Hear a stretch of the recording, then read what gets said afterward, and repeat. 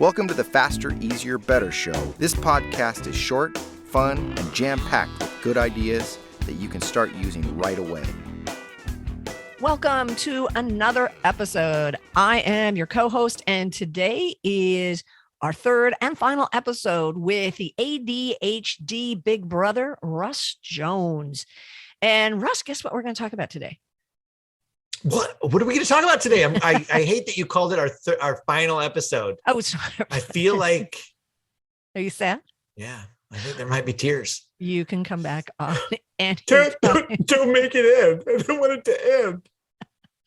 We'll do this again. We'll do this again. And it's over, Russ. It's over. This is the final episode. All right. This fine. is the season finale. Oh, wow. No, just kidding. So if you haven't listened to our other conversations, you probably should. The two episodes. Yeah, what's your problem? Exactly. But Russ, he has a podcast, ADHD Big Brother, website, ADHD Big Brother. There's a whole theme here. He has the Nudge program, and his ebook is, I get it wrong. No, I'm going to wait until you figure it out. We don't have that much time. Descending to the top. You're like, we don't have enough time. Descending to the top. Apparently, I'm not listening well. So what I thought we'd talk about today is tools that you use, hacks, for lack of a better word, on something that you find are helpful. Because I know you'd mentioned timers, which we all absolutely know. I'm like the hugest timer fan in the world. I breathe timers. Absolutely. Awesome. So yeah, let's talk about some of the tools that you find that work for you. Sure. Maybe what you do when they stop working for you, because nothing is forever. Again, let's go back to final episode. But yeah, let's talk about some of the tools that you find helpful that work with your ADHD brain. Okay, sure. Yeah. So, and to touch on the timers, we talked about it in previous episode, like setting its timer for 10 minutes and then it's done. I also set timers. I live and breathe timers. So I'll set a timer for 45 minutes to do work, productive stuff. And then no matter what, when the timer ends, I set another timer for 15 minutes for the break to refill my executive function juice or whatever have you. And it prevents burnout. It keeps me productive. The other things that I'll use, and one of the things which you suggested to me, and I know for a fact it's in your book, it's the dice. The dice baby. Dice baby. Yes. So yeah. I guess I'll share. You could tell the. No, go. Okay, it's the if struggling with choice, sometimes choices are difficult, and so the suggestion that you'd given me was, well, put down all the items that you have to get done. If they're all of equal importance, right, and you just can't figure out what to do, put them on a numbered list, and roll the dice and let fate decide. Yeah. And I have used that so many times. And side note, I played Dungeons and Dragons. So I have a 20-sider dice. I have an 8-sider dice. I have a 4-sider dice. So depending on my list, I have a dice that I can roll. That is awesome, because I don't play Dungeons and Dragons. So I am relegated to, the regular 6-sided dice. And if I've got more than 6, 7? Then you have to roll 2, and you start numbering with the number 2, because there's no way to roll the number 1 if you've got 2 dice. Dices. Yeah. That's a tough one. Yeah. Apparently Hey Siri, what's the plural for dice? She doesn't know. She has no clue. So apparently I need to get some different dice, but I think that's great that you've got all those dice. And I'm a huge fan of the whole idea of writing your choices down, rolling the dice, and doing whatever number comes up. Yeah, absolutely. And I think specifically with ADHD, choice is very difficult. And I've culled my wardrobe to eliminate choice.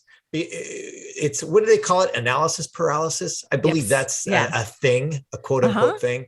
It is very difficult, especially with this type of brain. And then that speaks to also evolving our list of not our list, but evolving our methodology, tools. Our hacks, our tools, right? Oh, methodology. Methodology. My methodology. Yeah, it's a big word. I have a PhD in ADHD. No, not really. Okay, so yes, but going back to evolving your hacks, your methodologies. Oh yeah. So evolving our methodology is a lot of times things don't necessarily work forever.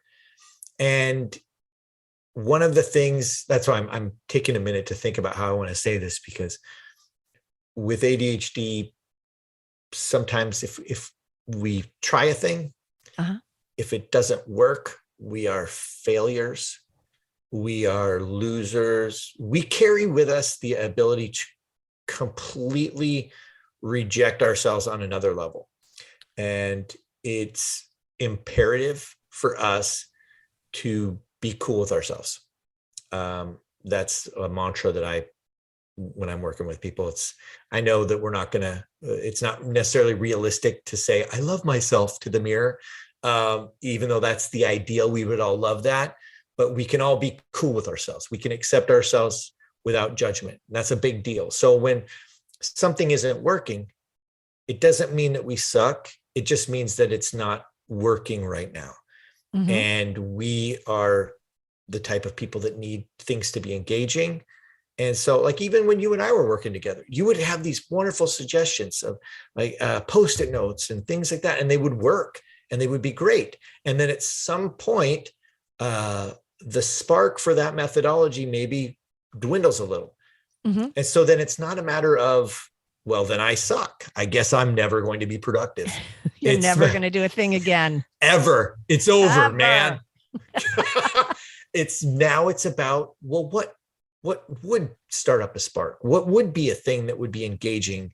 And, that's why I loved about the dice was a brilliant, and it still remains to this day. It still remains. The Post-it matter notes, of fact. Post-it notes, not so much. But you know what? I mean, all that the stuff you're saying isn't just for ADHD, because I think we all get Correct. into that whole thing like, well, this isn't working, then it's not that. It's me. It's me. This, right. It works for everyone else, but not me. And I am such a believer, and this, that there's not just one size fits all. It's not like the dice are going to save your life. The dice will save you. No, for some people, they'd be like, yeah, no, that just doesn't work. But there's just no one size fits all. And I think it's so important for people with whatever kind of brain to experiment and keep it fresh and exciting, like you're saying. So, okay, we've got timers, we've got dice. What other things work for you? Visualizing things. It goes along with externalizing. So, Post-it notes, those were working for me in the beginning. And now I have whiteboards. I have a whiteboard right there. I have a whiteboard in my hallway, and I externalize things there. I have an externalized calendar. I have an externalized vision board, and it keeps in front of my eyes the things that I'm working on and the things that I need to see. I'm not always going to check my phone to see what is on my agenda for the day. I'm not always I'm never going to remember my long-term goals. It's just, I understand how I work, and it's not going to happen. So I have visualizations on a board so that I can see that. And then it sparks me. It reminds me, oh yeah, I'm working out. I'm making healthy food choices. These are just things that are in passing little reminders of what I'm doing and what I'm working on. And one other thing, we talked about this. I don't know if we talked about this in a previous episode or just you and me.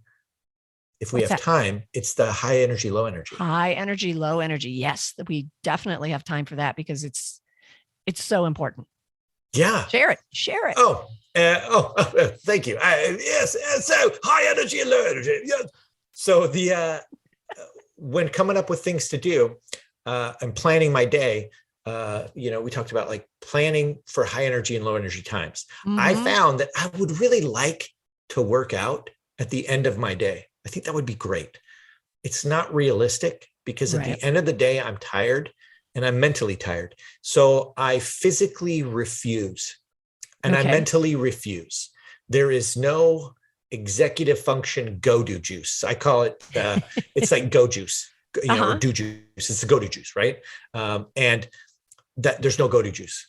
So ultimately I have energy in the morning. So that's when I do the working out and I wake up early. And I also know that I have to set my alarm across the room so that I don't snooze. Gotcha. That's just a hack. That's just a Russ Jones hack for my own self. Yes. Set your environment. It's setting the environment. Yeah. So when my alarm goes off, I care about everybody else's feelings. So I'm like, I got to get up and turn my alarm off. Yes. Rather than just lay there and let it ring to infinity and be like, I don't care. Yeah. You just ring, you stupid phone. I'm never waking up. I'm never getting up. Yeah. And so you have a list of, or that, like when you have low energy, you have the idea of what you can do then, because when I have low energy, if I don't have something in front of me that says, these are the things you're supposed to do, I'll be like, ooh, cat videos. Yep. Cat videos. Yes. Scrolling on the Instagrams or the TikTokies. Yes. Absolutely. Yes. Yeah. So, if I don't have a thing that I'm on my agenda or on my plan, I'm not doing anything. I'm doing whatever feels good in the moment. got it. So we've got timers and dice and high and low and knowing what you need to do and keeping it in front of you. So these are all great tools that ADHD brains need. And for lack of a better word, the non-ADHD. Let's go with that. Those are words. Normies. I call them normies. Normies. Your normal brained folk. I wouldn't go that far. I did. You did. Thank you, Russ, so much for joining us for the series of episodes about ADHD getting stuff done. Oh, thanks for having me. Yeah. And again, you can find Russ at ADHDBigBrother.com and ADHD Big Brother podcast, which is fantastic. And be sure and like and review and be back with us again next week when I think Lee will be back with us again.